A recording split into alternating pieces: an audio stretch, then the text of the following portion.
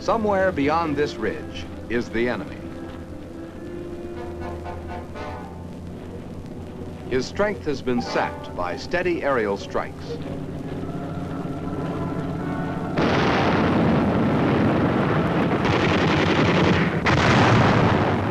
And heavy artillery barrages.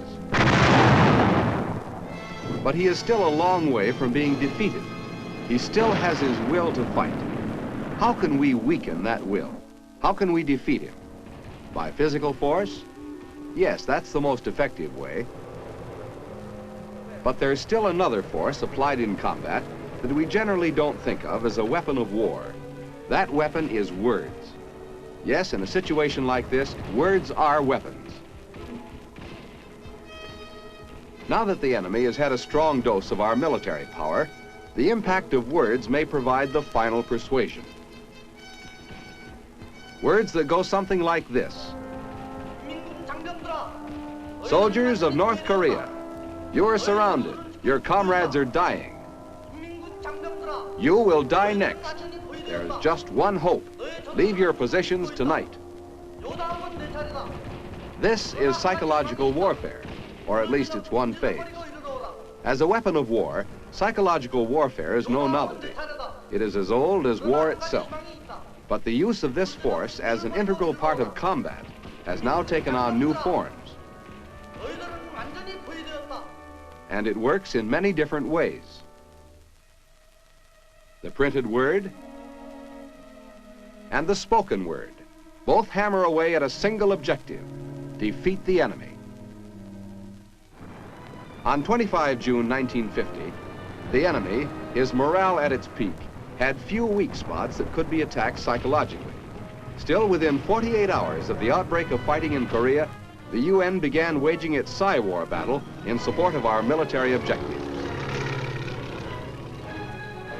First operations parallel the early techniques of World War II, when psychological warfare played a big supporting role in the military theater. Initially, Psy-War was forced to conduct a defensive action. Its propaganda was designed to uplift the badly sagging morale of the South Koreans.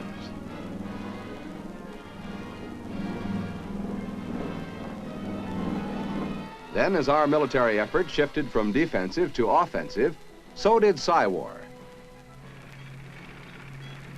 Result? Desertion, dissension, lowered morale, and surrender. Our propaganda was beginning to pay off. Meanwhile, the national program found its stride. On 15 January 1951, at the top Army level, Psy-War was established as a special staff agency. This move had far-reaching results. In civilian colleges and universities, long-range recruiting and educational programs were instituted. Laboratory experiments and research led to new and better psychological warfare. Reserve units were recalled and several new units activated. And at Fort Riley, Kansas, a Psy-War training school was established. Here, recruits with specialized backgrounds were taught the nature, methods, and techniques of propaganda and its dissemination. Coincidentally, plans were launched for the permanent training center, now located at Fort Bragg. Meanwhile, like the fighting in Korea, Psy-War operations went into high gear. At General Headquarters, Tokyo, staff planning and supervision are handled by the Psy-War section, while the operating unit in Tokyo is the 1st Radio Broadcasting and Leaflet Group. This group conducts strategic propaganda and supports the tactical operation in Korea. Currently broadcasting in Japan and Korea are 32 radio stations. For about 4 hours every evening, this station delivers propaganda that thrusts at the communists in North Korea with facts. Radio presents these facts in any number of ways. Perhaps its most rewarding form of expression is news. News is ready-made propaganda, and to an enemy denied access to outside information is as welcome as food and water. In addition to news, radio employs other techniques to attract the maximum audience. For example, messages from prisoners of war are broadcast, assuring their families that they are safe and well cared for. These awaited messages induce the enemy civilian to turn his set on, and to make sure he'll keep it on, prisoner of war messages are spotted at different times during the week. Often a radio program takes the form of a drama, such as we see now. Dramatization is close to the Oriental mind, for ever since his earliest schooling, the average Far Easterner has been taught by having things acted out for him. Carefully planned and rehearsed, these dramatic offerings play heavily upon the emotions. There is no strict evaluation of radio's achievement, but with the constant repetition of the free world's point of view, it is certain to have a cumulative effect upon the enemy nerve. In this effort to weaken and harass the enemy, programs are also broadcast from mobile units in the field.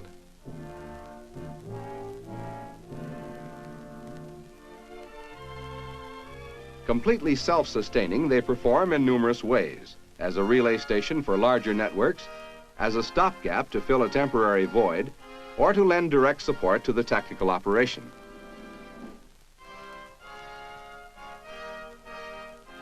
At the Radio Broadcasting and Leaflet Group's central printing plant near Tokyo are produced all strategic and many of the stock tactical leaflets. Every leaflet has a central idea or issue, which in turn is exploited by any number of themes. For instance, themes may strive to lower the enemy's morale and make him more susceptible to tactical propaganda when he reaches the front lines. In these cases, leaflets stress such points as the UN's stand against aggression, the historic friendship between the United States and the people of China and Korea, the unfulfilled promises of communist leaders, and the horror of death away from home and family, along with the mounting numbers of communist casualties.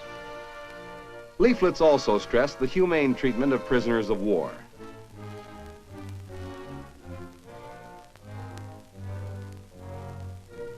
And finally, the methods of surrender.